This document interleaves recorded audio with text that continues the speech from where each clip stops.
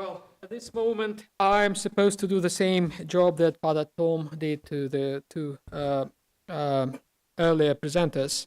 I'm going to be brief, and I'll try to summarize. Actually, not really to summarize, but to pick up some interesting topics that really appeal to me and to reward them somehow. First, I'd like to pick up the topic of Christocentrism in Bonhoeffer. I think it is important. I would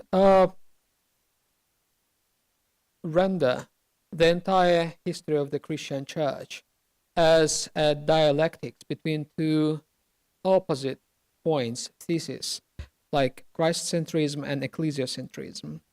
I think those terms explain themselves. What do they mean? Christocentrism is when Christians are concentrated on the figure of Jesus Christ, and ecclesiocentrism is when Christians care more about the church and about the structures of the church. I think the dialectics between these two theses began in the apostolic era and continues until now, and will continue forever until the church stands, until the world exists. I would identify the earlier stages of these dialectics of Christocentrism and ecclesiocentrism in the apostolic era, as I said, and the turning point between the two theses was the passage from the first apostolic generation to the second apostolic generation, from the generation that had a personal experience of Jesus Christ, who knew Jesus, and developed a sort of relationship towards him, which I would call discipleship. They were disciples. To the second generation that didn't know Jesus personally, but heard of him. And they developed a different sort of relationship to Jesus, which I would call fellowship. Fellows based their togetherness, their faithfulness to Jesus on different premises than the disciples before in the first generation. The disciples based their faithfulness on their personal experiences, which were diverse, which were never known to the second generation, who had to base their experience on faith.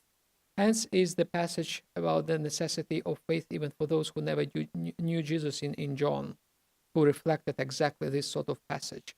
And this already was the passage from Christocentrism to ecclesiocentrism, when the idea of the church as a continuation of the work of Jesus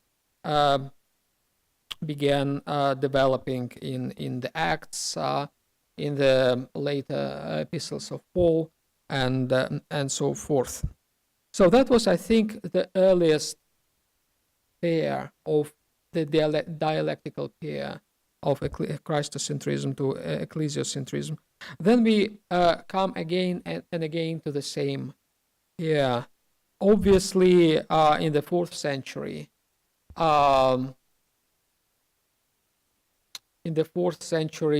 there was a peak of ecclesiocentrism with Eusebius, with the Constantinian Symphony, and so forth, which was then challenged by the turn towards Christocentrism in the works of such figures as, for instance, Maximus the Confessor, or John of Damascus, or Simeon the New Theologian, who exactly tried to change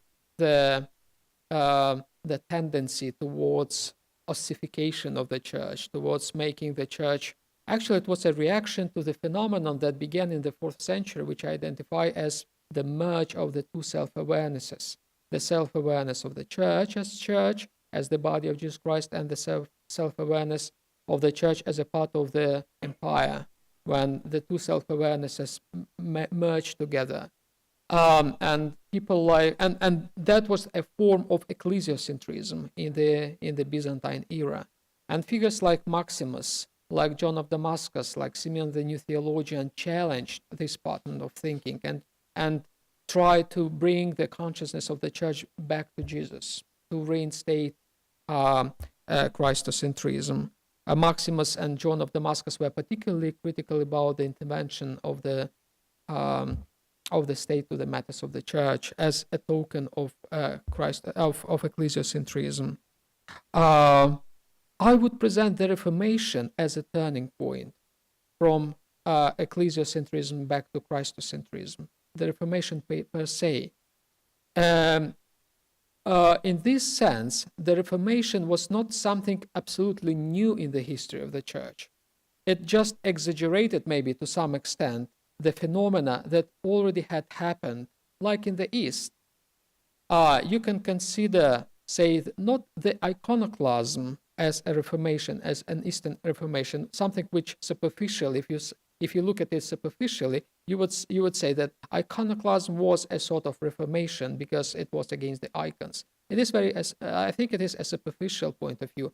The iconodulic reaction to iconoclasm in the writings of John of Damascus or Theodore the Studite was closer, I think, to the original Reformation than iconoclasm, because they were about bringing Jesus Christ back to the church. And in this regard, I always suspected and I more and more believe that in the East we had our own Reformations, quite a number of them actually. But because we are so much stuck to the idea of continuity of the tradition, we don't recognize the Reformations that happened. Even if we compare what happened in our theology during the 20th century, we had a few Reformations.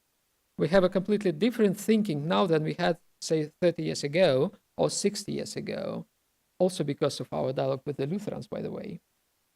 And we just don't recognize it, don't acknowledge it. That's what we do normally as Orthodox. We steal ideas and we don't recognize them. We say that they were always ours. It's not the case. So we don't recognize the Reformation per se, but we had a number of them in our own past, our own tradition. I just named some instances that I think could be identified as Reformation. But certainly the Lutheran Reformation was a turning point from ecclesiocentrism back to Christocentrism. And of course, Bonhoeffer, Barth, they were another turn of ecclesiocentrism, of the liberal theology, coming from Adolf von Harnack and other German theologians of the beginning of the 20th century, back to Jesus Christ in the works of Barth, Bonhoeffer,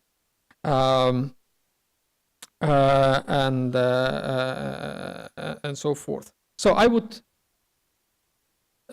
put those turning points in the same row. I mean, from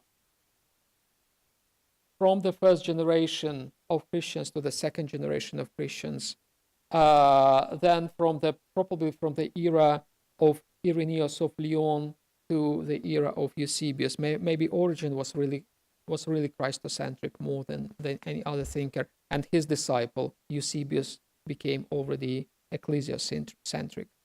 Then the reversal path from ecclesiocentrism back to Christocentrism in the works of,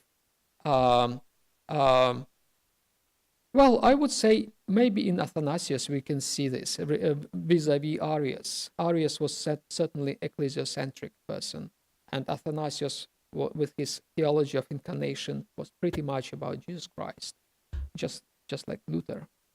And then Maximus, as I mentioned, then John of Damascus, Simeon the new theologian, and others. Another thing is that I would like to pick up is the idea of the religiousness Christianity, which was important for Bonhoeffer. Certainly, Maximus or Simeon did not express their turning back to Jesus in the terms of religiousness Christianity. It was not in the terminology of the time. But a person in the modern Orthodox theology who expressed his experience in the same terms that comes to my mind is Father Alexander Schmemann. He had the same sort of rhetoric. He hated religion. So he said, especially in his diaries, And he argued that Christianity is not about religion, it's just opposite to religion. It's about faith, it's about relationship, it's about liturgy. The third point that I'd like to highlight comes from the last presentation. Well, I think I would put now Sarah to a line of turning point somehow. Well, if I may, at least not necessarily of coming back to Christocentrism, but in the line of different ressourcements, resourcing. Well, the attempts to resource the church with refresh the understanding of the old and sometimes dusted authorities in the past. Certainly, the Reformation, Luther's Reformation, can be seen as ressourcement of coming back to the Gospels in a general sense, and to Augustine in some sense, in the case of personally of Martin Luther. We can see a number of other attempts of ressourcement in the recent and not so recent past. Say, in the Catholic theology, La Théologie Nouvelle was certainly a ressourcement that led to Vatican II. And from this perspective, it can be put on the same scale with the Reformation, if you want. Also, I think the neo-patristics in the East can be seen also as a ressourcement. At least some pieces of neo-patristic revival. I'm a bit skeptical about neo-patristics, to be honest, but certainly it is, speaking formally, it was an instance of ressourcement. So there are many, I think, parallels between different phenomena in different parts of the Christian world, in the East and in the West, in the late antiquity, in the Middle Ages, in modernity, and in the post-modernity, that I think your presentations demonstrated those parallels, those points of convergence. I think in this regard, I think those presentations were truly ecumenical, truly revealing, and I'd like to thank you all for participation, for coming here, for presenting wonderful papers, for people who came and were sitting here for many hours.